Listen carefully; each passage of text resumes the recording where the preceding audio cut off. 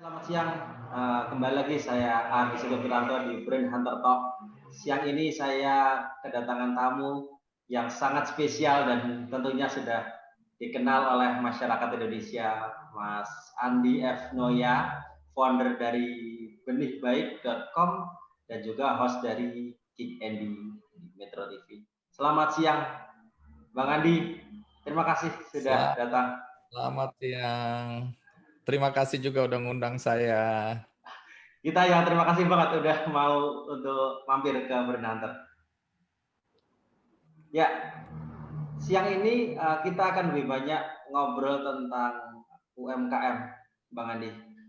Yang kita tahu juga Bang Siap. Andi sekarang menggeluti benih baik, membangun benih baik yang salah satu fokusnya itu UMKM. Nah, kita pengen tahu dulu sebenarnya menurut sudut pandang Mas Andi F. Noya itu seberapa potensial sih sebenarnya atau seberapa optimis Mas Andi F. Noya terhadap UMKM di Indonesia? Oh, saya sangat optimistis ya. Karena kalau kita kembali ke sejarah, tentu kita harus tahu persis atau menyadari bahwa kekuatan ekonomi di sektor UMKM itu sebagai fondasi perekonomian bangsa Indonesia itu luar biasa tangguhnya ya. Kalau kita kembali ke 1998, 2018, dan seterusnya, krisis-krisis yang sudah dilalui oleh Indonesia, krisis ekonomi tentu, itu menunjukkan betapa tangguhnya UMKM kita, ya, yang menopang kemungkinan runtuhnya perekonomian kita ketika yang segmen-segmen atas perbankan goyang, sektor UMKM justru yang menjadi penyelamat. Itu sejarah. Tapi hari ini kan kita lihat memang bahwa akibat pandemi COVID ini sesuatu yang tidak biasa yang berdampak pada perekonomian kita. Ternyata UMKM juga terdampak ya. Kali ini berbeda dengan kasus-kasus yang lain karena ini berkaitan dengan kesehatan.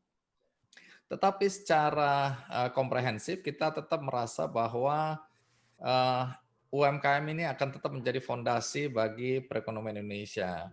Kemudian kedua, kita melihat dengan adanya dana desa, ya, kemudian eh, pemerintahan era Pak Jokowi dari sejak Ya, awal sampai hari ini itu punya perhatian yang sangat-sangat besar terhadap pengembangan UMKM. Jadi ini ibaratnya angin buritan ya, ya, yang mendorong percepatan sebenarnya percepatan dari pertumbuhan teman-teman pengusaha UMKM kita.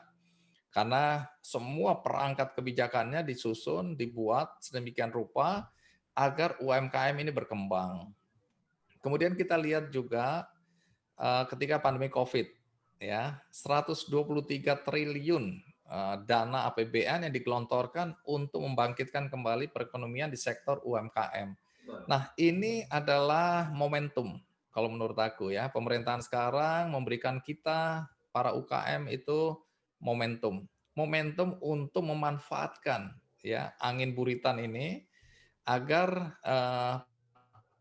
percepatan, akselerasi untuk bangkit, untuk berkembang, untuk tumbuh itu bisa lebih cepat daripada ketika pemerintah yang lalu-lalu Ya, itu memberikan perhatian tapi tidak sebesar sekarang ini.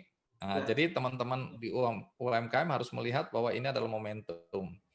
Karena jumlah UMKM saat ini masih kecil ya prosentasenya, maka ini kita bisa lihat dari perspektif yang optimistis tadi bahwa pertumbuhannya masih bisa terus berkembang ya, bisa ya, di eh, dikembangkan lebih jauh lagi.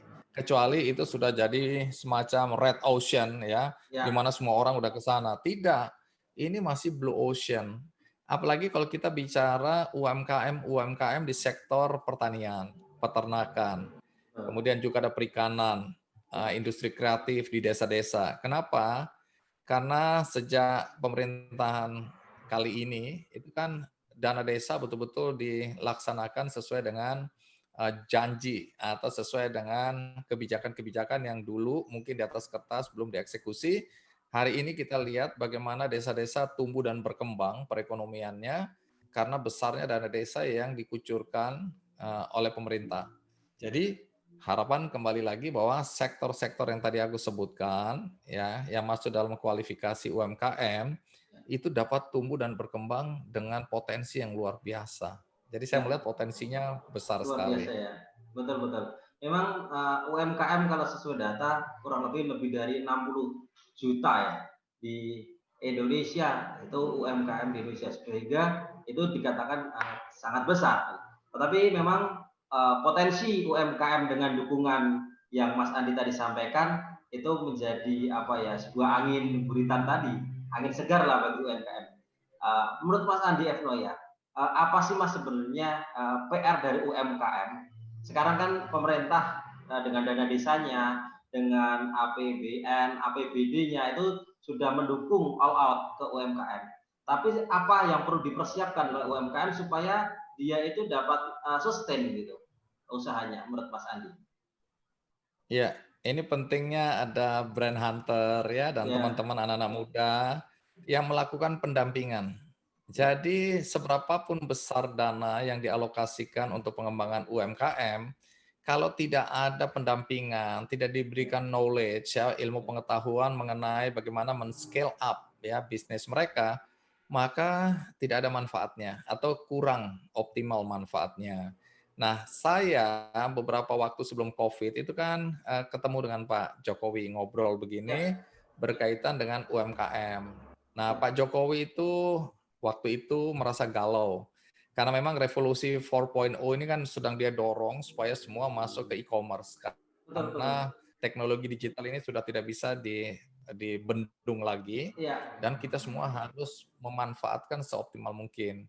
ya, Nah, kekhawatiran Pak Jokowi adalah sektor UMKM terutama yang mikro dan ultra mikro akan ketinggalan ya, betul. tertinggal. Kenapa begitu? Karena dia lihat bahwa anak-anak muda yang melek teknologi digital ini sibuk untuk menyiapkan platform digitalnya ya, Ya, baik itu marketplace online, e-commerce macam itu, ya, tapi agak lalai atau abai itu mempersiapkan secara offline pendampingan untuk produk-produk oleh ya, UMKM yang mungkin saat ini belum bisa dijual di online. betul. Akibatnya apa? Sampai kapanpun juga ini kalau tidak dikembangkan ya, maka yang masuk ke e-commerce adalah produk-produk luar negeri, produk Ya, asing ya. Nah, betul. karena itu pentingnya misalnya brand hunter, anak-anak muda yang punya kepedulian Ya, untuk melakukan pendampingan offline ya, ya, untuk satu tentu meningkatkan kualitas produk dari UMKM-UMKM ini.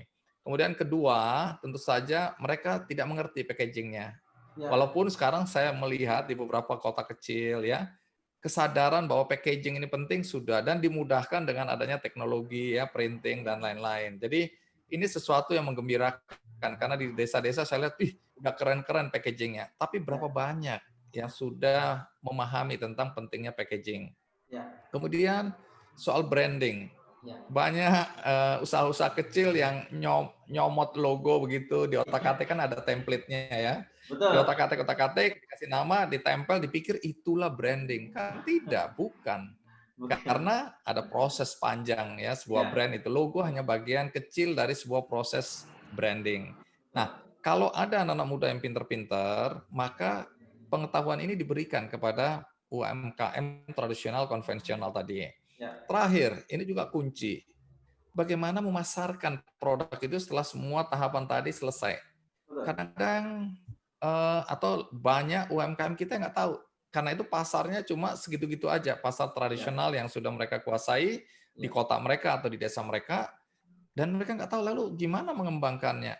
ya, Ada UMKM yang memang sejak awal pemiliknya bilang, enggak, aku cukup segini aja, gitu ya, loh. Dia udah pasrah, ikhlas, ya pokoknya nggak mau lagi, karena dia nggak mau pusing. Tapi ya, banyak sekali UMKM yang pengen mengembangkan diri, tapi nggak tahu bagaimana caranya. ya, Nah, ya, waktu waktu bertemu dengan Pak Jokowi, ya, topik pembicaraan kita adalah bagaimana mengawinkan anak-anak muda yang pintar-pintar ini, yang melek teknologi, dengan UMKM konvensional yang produknya sebenarnya bagus, ya. ya, Dan ini dibutuhkan oleh pasar. Nah, cuma betul. mereka tadi tahapan-tahapannya aja yang mereka tidak mengerti, sehingga mereka tidak bisa scale up.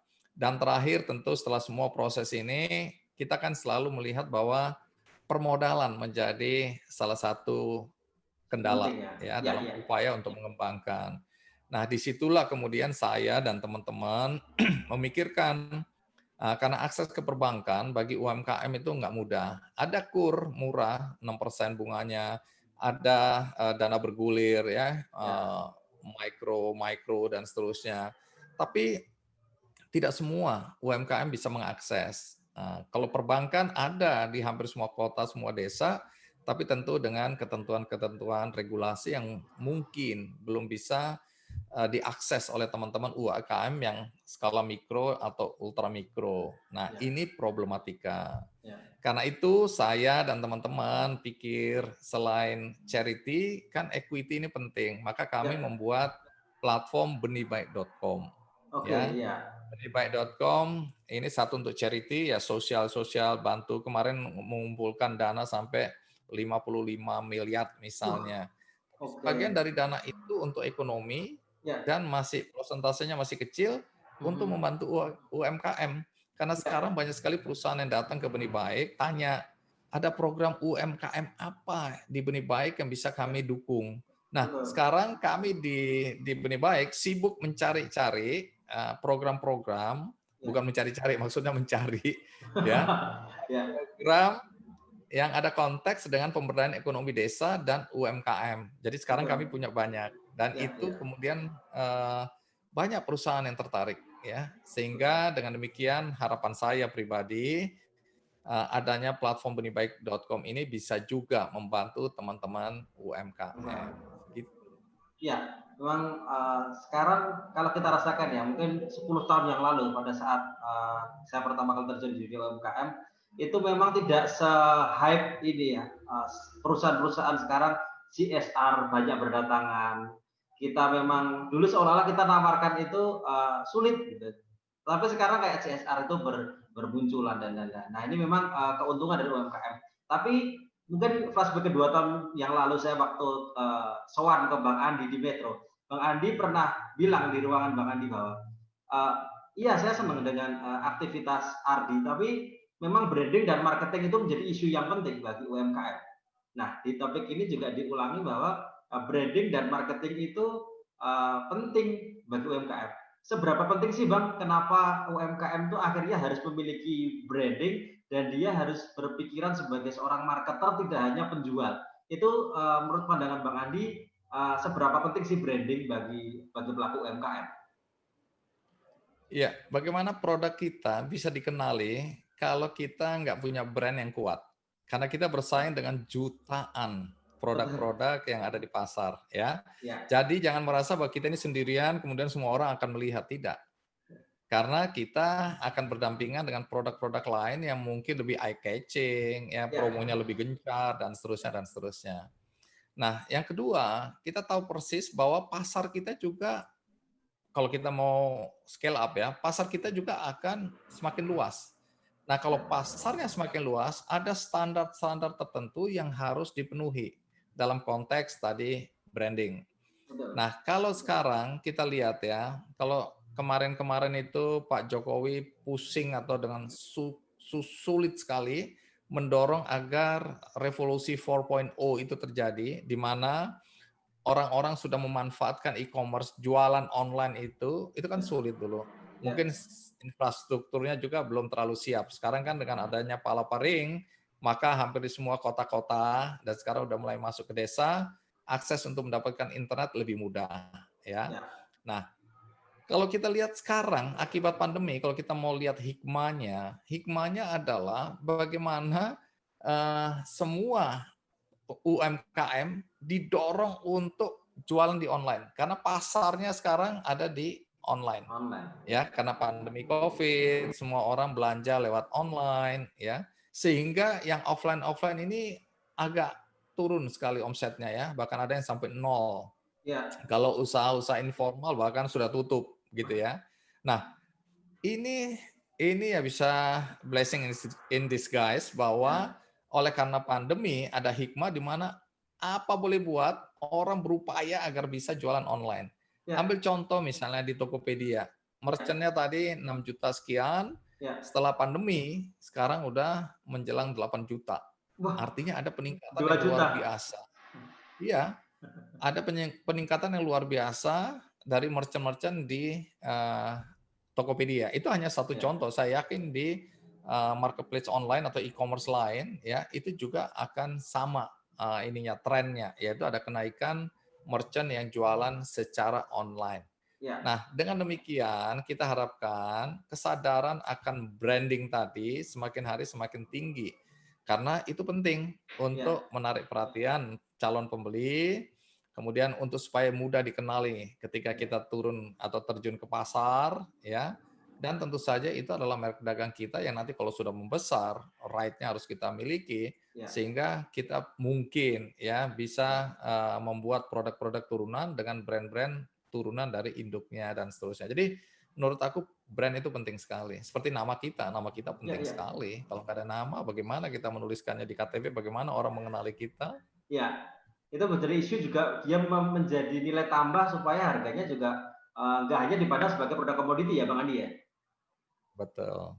Ya, dan sekarang memang potensinya banyak sekali. Salah satunya branding juga didampingi dengan perusahaan-perusahaan CSA sudah masuk dan hadirnya benih baik juga akhirnya dapat mendorong UMKM untuk menstimulus. Kalau Bang Andi tadi ngomong scale up, itu pasti tidak lepas dari namanya funding dan benih baik ada di posisi strategis itu ya Bang Andi ya. Visinya dari situ nanti di UMKM yang wajib. Betul. Memang kami belum bisa optimal Ya, karena untuk equity tadi kan ada charity, equity. Pilarnya ada dua, ya, benih baik. Yang charity ini kan izinnya dari Kemensos aman. Tapi ya. equity ini dimasukkan kualifikasi fintech. Nah, untuk Oke, fintech oke. izinnya OJK. Nah, kemarin waktu aku datang ke OJK, Pak Wimbo bilang, Pak Andi, kita belum punya aturan untuk fintech sosial. Kami akan Oh, kelompokkan dalam fintech yang umum. Nggak apa-apa. Karena di situ nanti ada simpan pinjam. Misalnya aku carikan investor. Ayo ya, investor, kamu mau tertarik nggak untuk invest di UMKM ini yang produknya pasti kalau dikembangkan, ya dikasih modal akan tumbuh dan menguntungkan bagi investor. ya, Atau simpan pinjam. Ya, siapa mau pinjemin dia dengan bunga yang kalian atur sendiri sesuai kesepakatan. Yang ya, penting UMKM ini punya akses untuk pendanaan modal. Nah, ya, kemudian ada di tengah-tengah yang sekarang kami lakukan, yaitu menggalang atau mencari dana-dana dari CSR ya, yang kemudian kita upayakan untuk membantu program-program dari UMKM yang jelas, ya. ya, Apakah itu di pertanian, perikanan, perkebunan dan seterusnya, pertanian, perkebunan, peternakan misalnya. Nah, ya. banyak sekarang, misalnya kami lihat paguyuban duren kemarin. Ya, Nah, ini kan harusnya mereka punya program yang menggunakan dana desa, tapi ternyata dana desa harus dialokasikan ke pandemi COVID. Akibatnya bibit-bibit yang sudah dipersiapkan tidak bisa diserap oleh desa-desa yang membutuhkan bibit durian tersebut. ya, Nah, saya menawarkan ini kepada salah satu bank misalnya. Saya bilang, program ini bagus buat kalian karena pemberdayaan ekonomi desa. Nah, itu kan ya, salah satu misi dari pemerintah dan yang saya tawarkan ya memang bank BUMN. ya. Dan kemudian diambil, ya nilainya juga cukup besar, diambil dan sekarang sedang dipersiapkan serah terimanya. Nah, model-model itu banyak sekali ya. Ada juga Betul. satu BUMN besar Ya. yang punya binaan di satu kota. Nah, Mhm. kemudian mereka minta kami ikut serta mencarikan siapa UMKM yang dianggap layak untuk mendapatkan pendanaan atau bantuan atau Ah, oke. donasi. Ya, Nah, jadi kami ini sifatnya mencari dan mengkurasi karena banyak oke. sekali BUMN yang takut bahwa Ya, bantuannya itu jatuh pada UMKM abal-abal, ya, ya ya, hanya ya. sekedar proposal tapi Aha. ternyata barangnya nggak ada, atau itu dibuat pura-pura aja supaya dapat dana atau donasi. Nah, kami adalah garda terdepan untuk mengkurasi itu. Kalau kami sudah bilang aman, mereka perusahaan-perusahaan itu dengan tenang untuk menyalurkan donasi mereka melalui program CSR. Jadi fungsi kami menyaring begitu. Ya. Oke, mungkin pertanyaan terakhir ke Bang Andi. Apa Bang Andi masukan untuk teman-teman UMKM di Indonesia yang baik yang tua ataupun anak-anak muda yang baru aja menjadi UMKM gitu, itu apa masukan dari Bang Andi atau motivasi dari Bang Andi yang akan disampaikan di Brand Hunter ini bagi UMKM Indonesia, Bang Andi? Tentu harus rajin-rajin mencari informasi ya. Ya, Produk apa atau sektor apa yang menjadi masa depan Indonesia atau masa depan dunia. Kita ya. nggak bisa jadi mitu-mitu gitu, ngekor aja. Kalau ada orang bikin ini sukses, kita ngekor aja. Jangan. Ya, Kita harus juga, nah ini pentingnya pendampingan tadi ya. ya, Kita juga harus tahu tren ke depan seperti apa. Kalau hari ini kita lihat sektor pertanian itu kan tidak terdampak.